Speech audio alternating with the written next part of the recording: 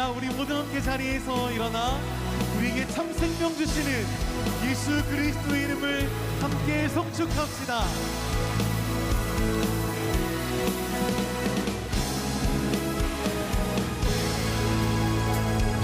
예수님은 누구신가? 묻는 자의 위로와 없는 자의 음성이며 전한 자의 높음과 잠긴 자의 도인되고 우리 기쁨 되시네. 예수님은 누구신가? 약한 자의 강함과 눈먼 자의 빛이시며 영는 자의 고침과 죽은 자의 부활되고 우리 생명 되시네. 예수님은 누구신가?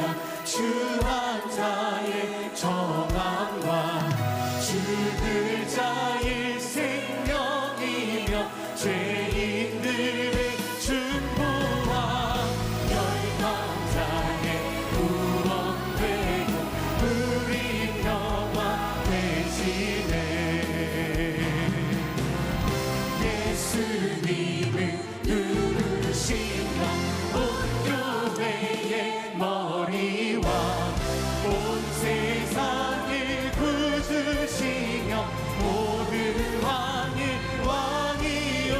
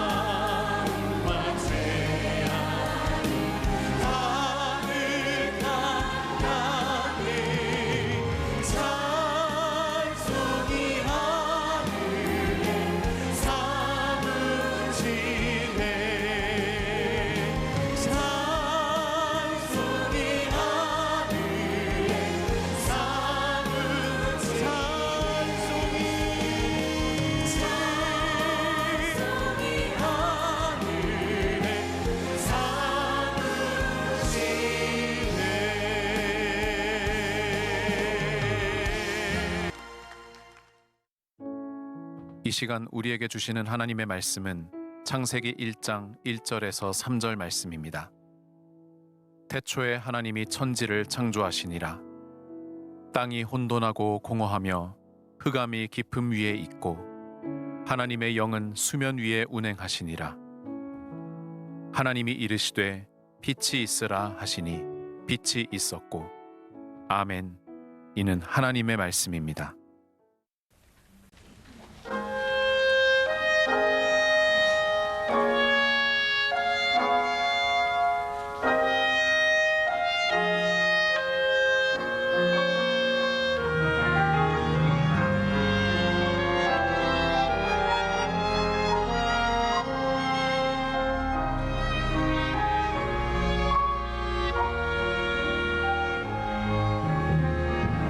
예수는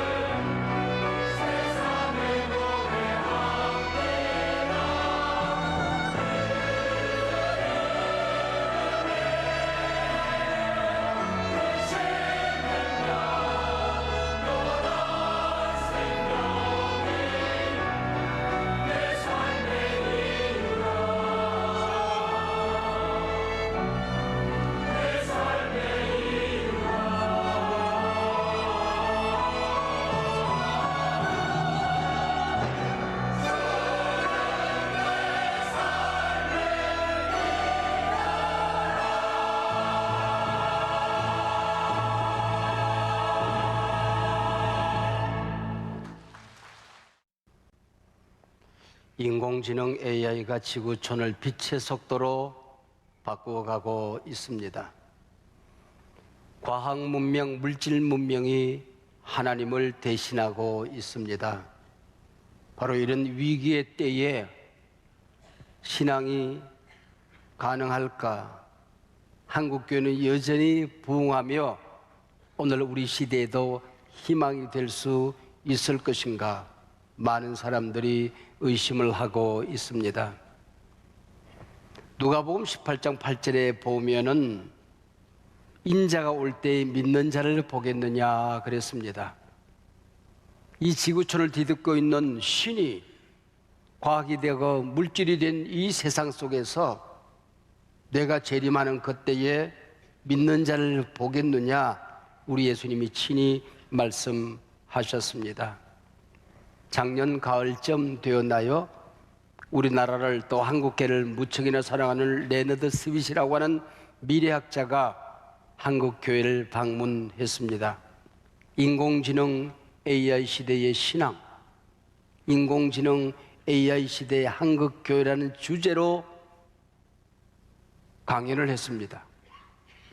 여러분은 이 위기 시대가 정말 위기일까 기회일까 절망일까 희망일까 어떻게 생각하고 있습니까? 6.3 대통령 선거에서 후보들은 저마다 인공지능 AI를 미래의 먹거리로 제시하고 있습니다. 100조, 200조를 쏟아붓겠다.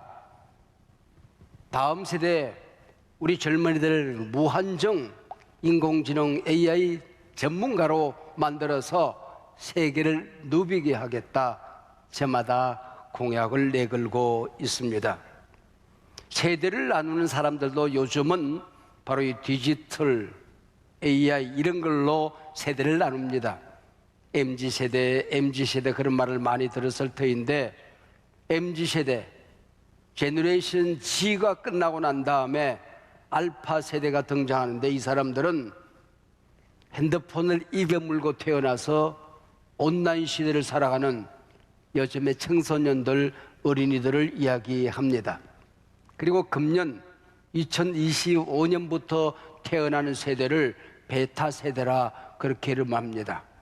이 베타 세대라고 하는 것은 바로 AI 손에 이끌려서 이 땅에 태어나서 사람인지 AI인지 분간할 수 없이 함께 살아가는 세대가 될 것이다. 그런 뜻을 가지고 있습니다. 우리 서동석 전도사님이 찬양 인도를 잘 했는데 좀 더 잘해야 되는 게 이제 찬양 사역자가 아주 전도사님보다 키도 크고 아주 잘생기고 노래도 잘하는 이명욱의 목소리로 찬양 인도를 하는 AI가 아마 나타날 겁니다. 우리 목사님들 가운데도 AI 목사님 그리고 AI 교회가 나타나는 시간도 그렇게 멀지 않았다 그렇게 생각합니다. 한 걸음 더 나가서 요즘 AI끼리 자기들끼리 대화해요. 그리고 자기들끼리 학습하고 upgrade가 되어지고 자기들끼리 연구를 해 나갑니다. 그래서 사실은 이 지구촌을 정복하는 게 인간이 아니라 AI가 아닐까 그런 생각을 합니다. 그러나 사랑하는 여러분, 저는 단언합니다. 그런 세상은 오지 않습니다. 걱정하지 않아도 된다 하는 것이죠. AI는 우리를 훨씬 더 똑똑하게 만들어 줄 겁니다. 훨씬 더 우리의 삶을 풍요롭게 만들어 갈 것입니다. 인간 대 AI가 대치되는 국면은 일어나지 않는다 하는 것입니다.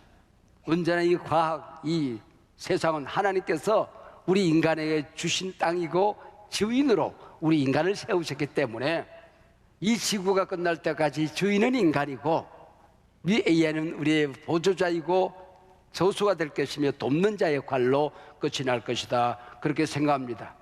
더더구나 우리가 신앙생활하는 것, 목회하는 것, 리더십으로서 세상을 섬기는 것 이것은 과학이 아닙니다. 이것은 기술이 아니에요. 이건 재주가 아니에요. 이거는 영성이거든. 이거는 은사거든. 하나님이 우리 인간에게만 주신 독특한 영역이기 때문에 어떤 일이 있어도 그런 일은 일어나지 않는다 하는 확신을 저는 가지고 있습니다. 우리나라에 와서 강연했던 레너드 스윗도 저와 같은 말을 하는 것 같습니다. 지금 지구촌을 뒤덮고 있는 불길은 인공지능, AI인 게 맞다. 그럼 우리 교회는 어떻게 됐냐? 불은 불로 싸우는 것이다. 그들은 과학의 불길로 온 세상을 뒤덮는 것 같지만은 그것을 정복하고 지배하고 이끌어가는 것은 하나님의 신이 성령의 불길로 맞불을 넣으면은 세상은 달라진다는 것입니다. 그 대신 우리 교인들에게 경고를 합니다. 이 알고리즘이 당신을 지배하게 하지 말아라.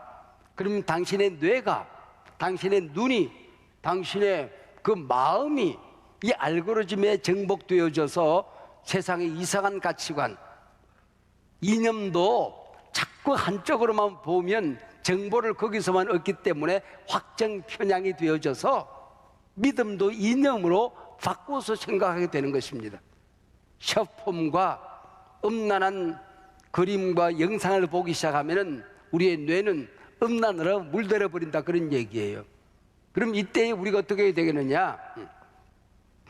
예수 알고리즘이 당신을 지배하게끔 그 핸드폰을 열고 우리 건강한 신앙, 건전한 우리 유튜브를 계속 보게 되면은 여러분, 예수 알고리즘이 세상을 정복하게 된다 하고 레너드 스윗은 경고를 했습니다. 간단해요. 유영모 목사 유튜브에 푹 빠져 있으면 됩니다. 초고령 사회, 우리 아이들이 태어나지 않은 축소 시대를 우리가 살아가고 있지 않습니까? 그뿐이 아니에요. 우리가 살고 있는 대한민국이 왜 이렇게 경제 축소 시대가 급속하게 달려오지 이해가 안 되시죠? 88 올림픽이 있었던 그 시점까지 우리는 미국과 우리의 과학 기술, 특허 이 모든 면에서 30년 내지 40년 뒤떨어져 있었습니다. 이 중진 국가들이 이런 모든 선진국의 기술을 모방해서 싼 값으로 제품을 만들어서 세계에 내다 파는 것 허용이 되어졌습니다. 이때 제일 잘한 게 우리나라예요. 그래서 중진국에서 우리나라가 선진국 대열로 달려 올라가게 된 것이거든요. 근데 문제는 1990년부터 이게 불가능해지는 것입니다. 출원된 특허 기술을 갖다 쓸 수가 없는 겁니다. 모방이 안 되는 겁니다. 그래서 우리가 미국을 10년 내지 20년 정도로 뒤따라잡기는 했지만은 그 다음부터 다시 간격이 벌어지기 시작하는 거예요.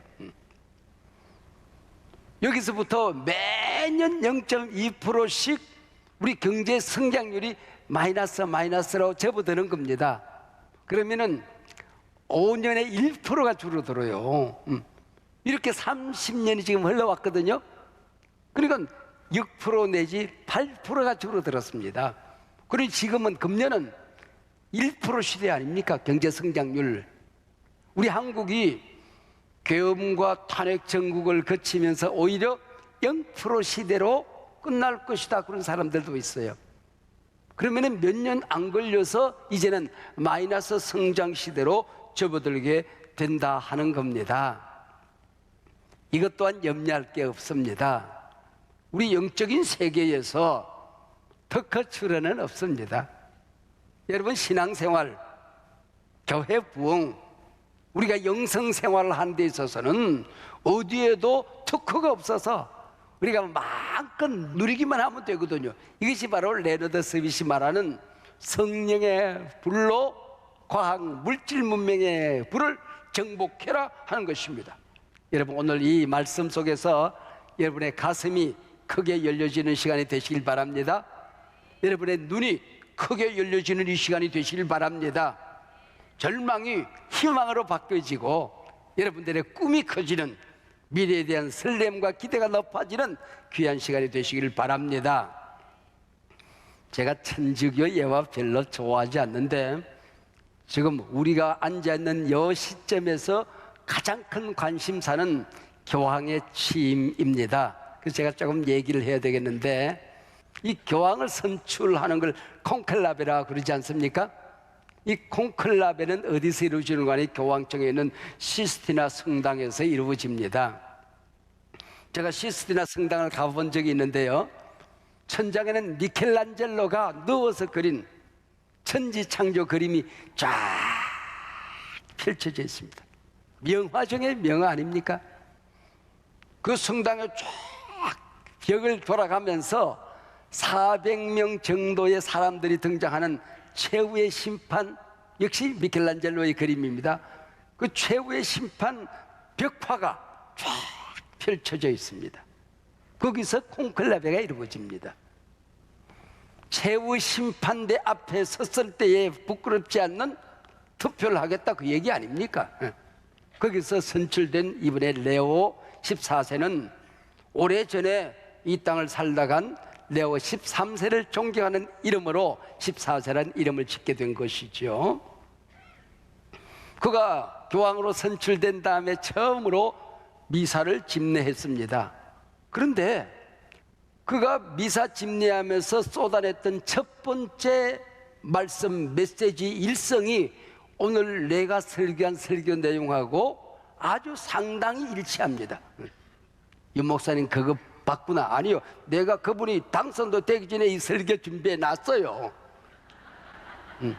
이 지구촌을 바라보는 시각이 어둡다, 어두워졌다, 혼란스럽다. 많은 사람들의 영혼이 공허에 빠져 있다. 이때 교회는 어떻게 해야 되느냐? 빛이 되어야 된다. 성도로 살아간다는 게 뭐냐? 이 어둠을 밝히는 빛이 되어야 된다. 그래서 딱 한마디로 요약하면은 어두운 세상을 밝히는 사람이 이 땅의 성도들이다. 교회는 아무리 세상이 어두워도 이 세상을 밝히는 존재가 되어야 한다 하는 것입니다. 세상이 걱정한다고 교회도 걱정하고, 세상 사람들이 절망한다고 교인들도 절망하고, 세상이 어두워져 간다고 교회마저 불을 끄고 앉았으면 안 된다는 것입니다. 이때 말로 빛이 제 역할을 감당할 때가 되었다. 그래서 오늘 제 설교 제목이 빛이 있으라입니다. 빛이 있으라. 여러분도 오늘 이 예배에 오시면서 미래가 안 보이십니까? 여러분의 삶이 어둡습니까? 여러분의 영혼이 공허하기 짝이 없습니까? 여러분에게 선포합니다. 빛이 있을지어다. 태초에 하나님이 천지를 창조하기 전 세상의 모습은 혼돈하고 공허하며 흑암이 깊음 위에 있었다. 그렇게 되어져 있습니다. 지금 세계, 아니 지금 대한민국 상황을 이 창세기 1장 2절을 한번 의역을 해볼까요? 현대말로 이걸 번역을 해볼까요? 땅이 혼돈하고 공허하며 흑암이 깊음 위에 있었다. 대한민국이 지금 혼돈스럽고 사람들의 마음은 공허하고 불안하며 사회의 모든 영역이 캄캄한 밤처럼 미래가 보이지 않는다. 그 얘기 아닙니까? 이 시대를 진단하면, 청진기를 대고 이 세상을 들여다보면 창세기 1장 2절 끝, 그게 답입니다. 혼돈, 토후, 털이 없다. 미래 발전이 매우 불투명하다는 것입니다. 공허, 보후, 우리 시대를 이끌어갈 주인이 보이지 않는다는 것입니다. 하나님이 주인인지 물질이 주인인지, 모든 사람들이 각자 자기 사견에 옳은 대로 자기 진영 이념이 진리로 변해지는 이런 세상이 되었다는 것입니다. 흑암이 깊음 위에 있다는 얘기는 그냥 빛의 부재 상황을 말하는 게 아닙니다. 빛이 없다 그런 얘기 아닙니다. 사회의 모든 영역이, 지구촌의 우주의 모든 영역이 밑바닥에서부터 하늘 끝까지 깜깜한 어둠이었다. 바로 그 얘기입니다. 이 얘기를 들으면서 나와 같네, 내 삶과 같네, 내 영혼과 같네, 내 형편과 같네, 우리 가정과 같네, 내 기업과 같네, 이런 생각을 하는 분들도 계실 것입니다. 혼란에 빠져 길을 잃으신 분 계십니까? 삶의 의미를 잃어버리고 공허에 빠지신 분 계십니까? 인생이 어둡고 험악하여 절망의 늪에서 허우적거리는 분이 계십니까? 너희에게 빛이 있을지어다. 에덴 동산을 쫓겨난 이후 모든 인간들은 혼돈, 공허, 흑암이 깊음 위에 있는 이 실존이었습니다. 이걸 신학적으로 말하면 전적 타락이라고 합니다. 완전 부패, 절대 절망, 어떤 구원의 희망도 없는 상태를 말하는 것입니다. 내가 구원받을 수 있는 어떤 가능성도 없는 상태를 말하는 것입니다. 이것이 예수 떠난 심령입니다. 바로 이런 분들을 향하여 오늘 성경 창세기 1장 3절은 내가 너희를 이 시간 빛으로 인도하리라, 희망으로 안내하리라고 말씀하고 있는 것입니다. 여러분, 빛이 얼마나 힘이 있는지 아십니까? 빛이 빠를까요? 어둠이 빠를까요? 속도가 똑같습니다. 빛이 달려오는 것만큼 어둠은 도망을 갑니다. 흑암은 의미 없습니다. 혼돈은 질서로 바뀌어집니다. 공허는 주인된 하나님으로 가득 차게 되는 것입니다. 희망의 빛이 찾아오고 안 보이던 새해의 미래가 보이기 시작하고 빛이 보여져요. 그 순간 내가 빛이 되어요. 그리고 빛을 안고 살아가요. 가는 곳곳마다 빛을 전하며 살아가는, 내 발바닥이 닿는 곳곳마다 빛된 공동체로 바뀌어지는 역사가 일어나게 되는 것입니다. 할렐루야. 여러분, 세상 어떤 역사에, 그리고 세상 어떤 서적에서, 아니 신구약 성경 어디에서 단 한 절 사이에 혼돈하고 공허하고 흑암이 깊은 위에 있다가 갑자기 온 세상이 쫙 환해지는 빛이 있을지어다. 하나님이 이르시되 빛이 있으라 하시니 빛이 있었고, 이 엄청난 대반전, 이 엄청난 대변화, 이 역전이 여러분 세상 어디에 있어요? 역사 무대에 어디 있을 수 있겠습니까? 딱 한 곳, 창세기 1장 2절과 3절 사이에 역사상 태초 이후 가장 위대한 반전이 여기에 있게 되는 것입니다. 여러분, 하나님은 우주 만물을 창조하셨는데 6일이 걸렸어요. 근데 빛이 있으라우 라우 요거 한마디에 하루를 쓰셨어요. 여러분, 이게 뭘 의미하는 것일까요? 여러분, 단순히 뭐 빛이 반짝, 이 빛은요 해달별을 말하는 게 아니에요. 해달별은 네 번째 날에 가서 그 빛은 나타납니다. 생명의 근원, 구원의 능력, 그 근원, 모든 사람들을 살려내는 그 힘, 우주를 운행하는 그 하나님의 역사, 이게 바로 빛이 있으라는 겁니다. 6일 중에서 첫째 날을 빛이 있으라 한마디 하는데 사용했습니다. 우리가 이 땅에 태어나서 살아가는데 우리가 하나님의 자녀가 되었어요. 하나님의 사역자가 되었어요. 하나님 나라 백성이 되었어요. 왜 살아야 되느냐는 것입니다. 내가 가진 생명과 시간과 은사와 물질과 모든 관계 영향력을 어떻게 쓰면서 살아야 되냐? 무엇을 누리며 살아야 되냐? 빛을 만들기 위해서, 희망을 만들기 위해서 살아야 된다는 것입니다. 그게 아니면 살아갈 가치가 없다는 거야. 내 생명이 온천하보다도 소중하지만은 이 생명 역시 이 세상을 희망으로 바꾸고 안 되는 일을 되게 만들고 병든 사람을 고치고 절망하는 사람에게 희망을 주고 쓰러지는 영혼들을 이렇게 세우는 데에 쓸 때의 말이 생명의 가치가 있다는 것 아니겠습니까? 리빙스턴은 사명을 다하기 전에 죽지 않는다 그랬어요. 그 사명 끝나면은 그건 죽은 거다, 그런 얘기지요. 근데 여러분, 제가 궁금한 게 혼돈, 공허, 흑암, 이게 빛이 있으라, 이 인류 역사상, 우주 역사상 가장 위대한 반전이 한 절 사이에 일어났는데 그것이 어떻게 가능했을까? 2절과 3절 사이에 어떤 역사가 있었길래 이게 가능할까? 이 세상에 실패하던 사람이 그 어마어마한 반전, 암으로 죽어가는 사람이 암이 굴러떨어지고 살아나는 그 어마어마한 반전, 실패하던 인생이 멋진 승리하는 삶으로 반전되지는 그 역사 사이에 무엇이 가능할까요? 여러분, 1절과 2절 사이에 딱 한마디가 들어갑니다. 이게 뭔지 아세요?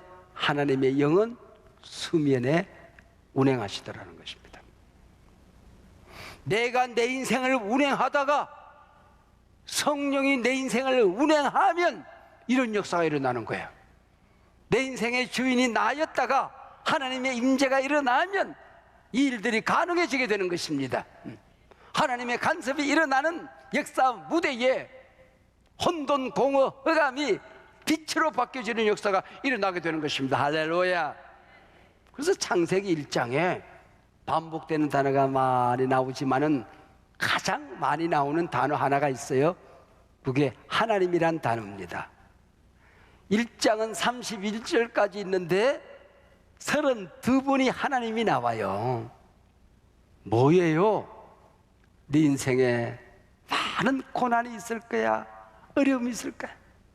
역사 무대에 정말 절망하고 좌절하고 이러다가 내 인생, 우리나라, 우리 회사, 우리 가정 끝나는 거 아니야?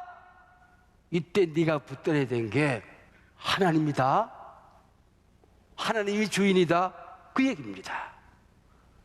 모든 사람들이 위기 상황을 봅니다. 근데 10명의 정탐꾼처럼 큰일 났네, 죽겠네, 미치겠네, 환장하겠네, 뒤지겠네, 그게 복음입니다. 우리는 망했다, 이제 우리는 메뚜기 새끼다, 그러고 끝나는 거예요.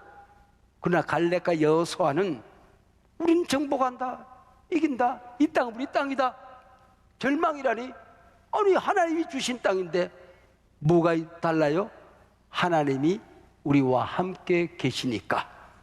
하나님이 우리와 함께 계시면 이거 붙들어야 승리한다고 하는 것입니다. 할렐루야.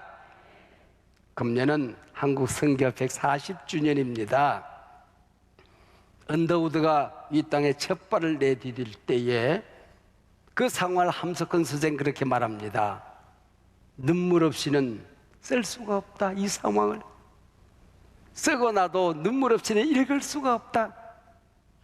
작가 정연이는 양화진이라는 소설에서 언더우드가 재물포항에 첫 발을 내디디고 무릎 꿇어 기도했던 기도의 내용을 이렇게 상상합니다. 그리고 그 소설에 이렇게 씁니다. 주여, 지금은 아무것도 보이지 않습니다. 메마르고 가난한 땅, 나무 한 그루 시원하게 자라오르지 못하고 사람들의 얼굴엔 웃음이라고는 찾아볼 수 없으며 사랑을 전하면, 복음을 전하면 의심부터 하는 이 땅에 저희들이 외롭게 서 있습니다. 그래서 무지한 백성들을 위하여 학교를 세웁니다. 병들어 죽어가지만 아무도 덜 볼 사람이 없는 이 시대에 병원을 세웁니다. 이들을 천국으로 인도할 그 누구도 안 보이던 때에 교회를 세웁니다. 그래서 교회, 병원, 학교 사역을 초기 선교사들의 세 가지 영역이라고 부르게 되는 것입니다. 여러분, 제가 한 가지 또 궁금한 게 있어요.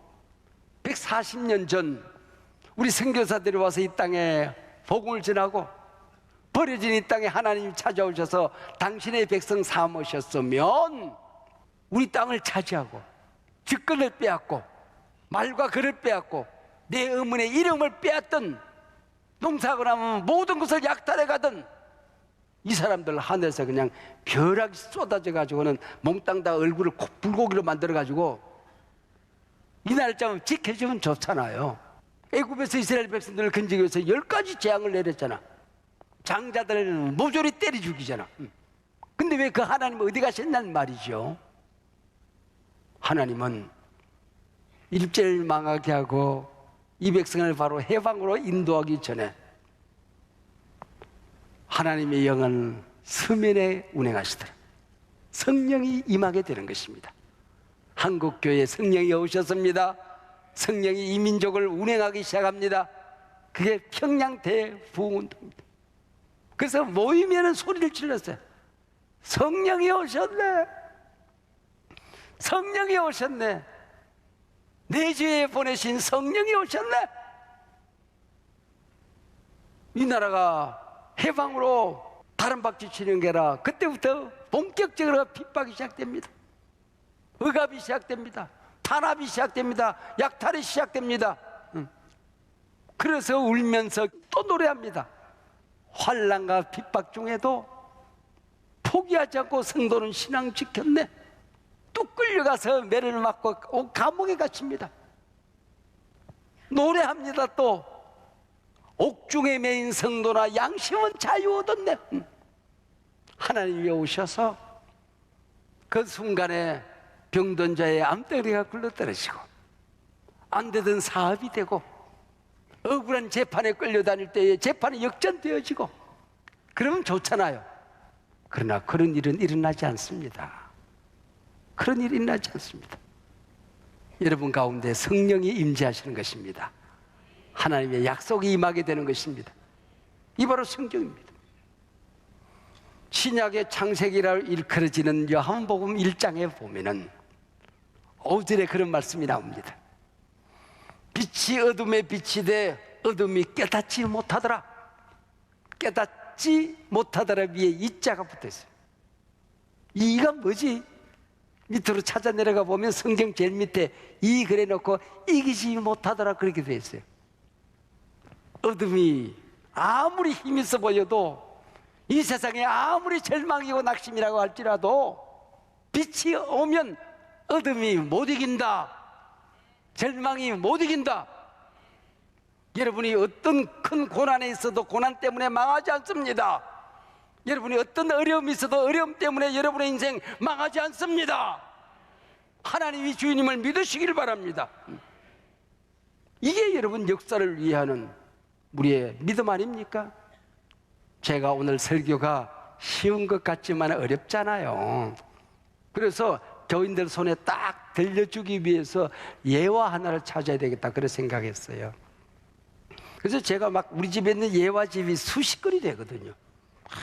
뒤지는데 딱 한 분이 안 나타나는 거예요.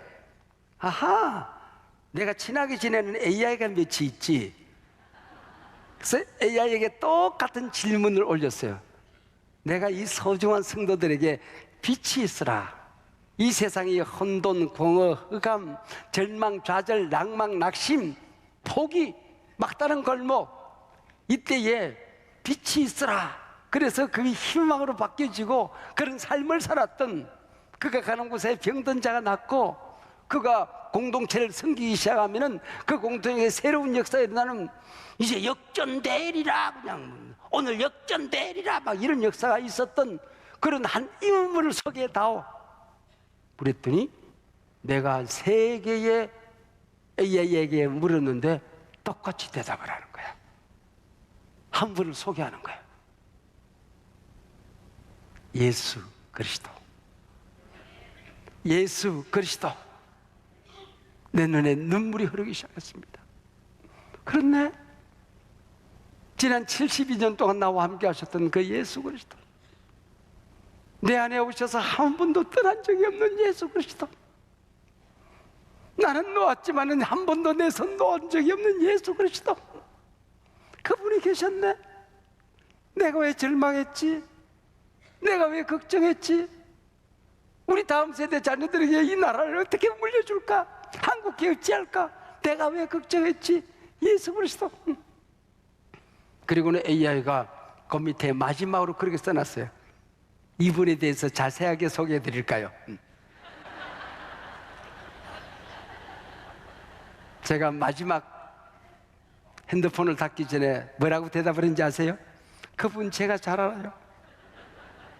그분 내가 잘 알아요. 그분 내가 잘 알아요. 여러분 믿으십시다. 빛이 있을지어다. 여러분의 위대한 대반전의 역사가 여러분의 삶에 이루어지기를 축복합니다.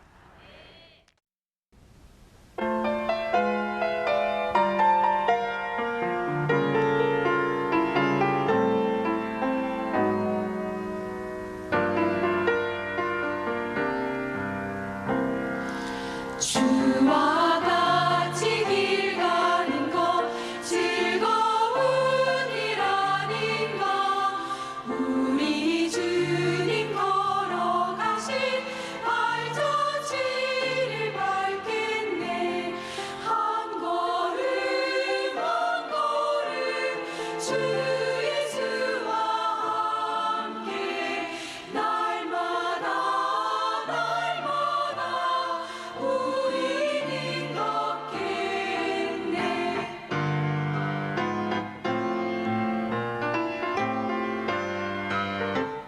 어린아이 같은 우리 미련하고 약하나 주의 손에 이끌리어 생명길로 가겠네. 한 걸음 한 걸음 주 예수와 함께 날마다 날마다 우리는 걷겠네.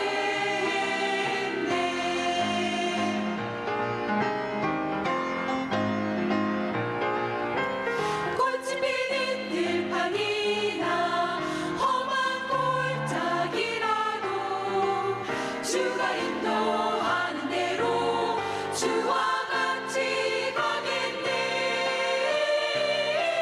옛날 성지에 높같이 우리들도 하늘에 들려 올라갈 때까지 주와 같이 걷겠네. 한 걸음 한 걸음 주 예수와 함께 날마다 날마다 우리는 걷겠네.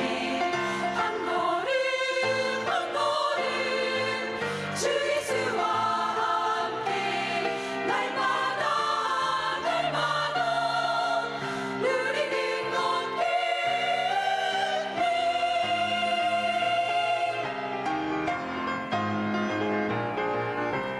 한 걸음 한 걸음 주와 함께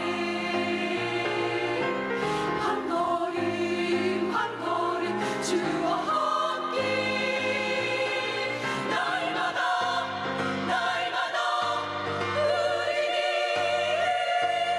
걷겠네.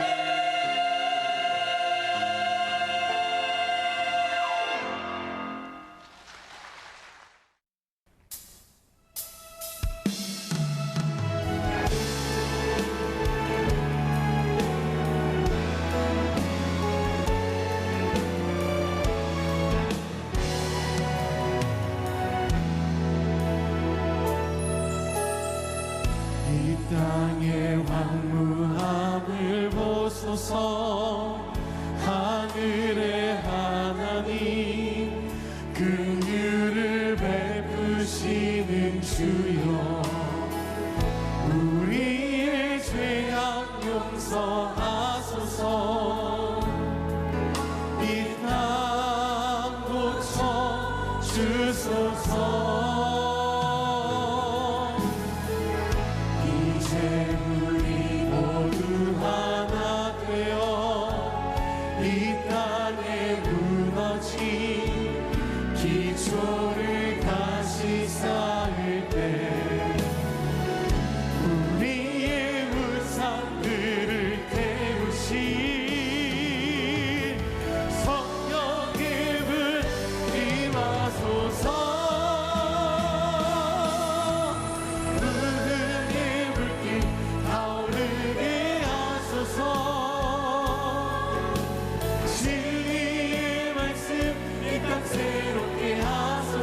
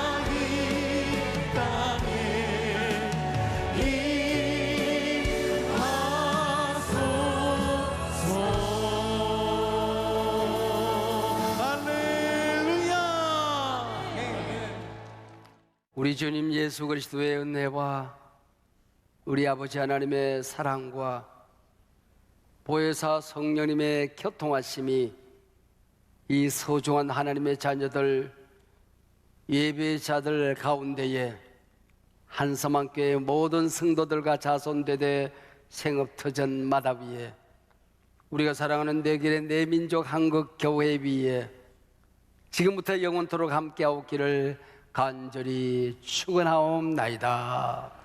아멘.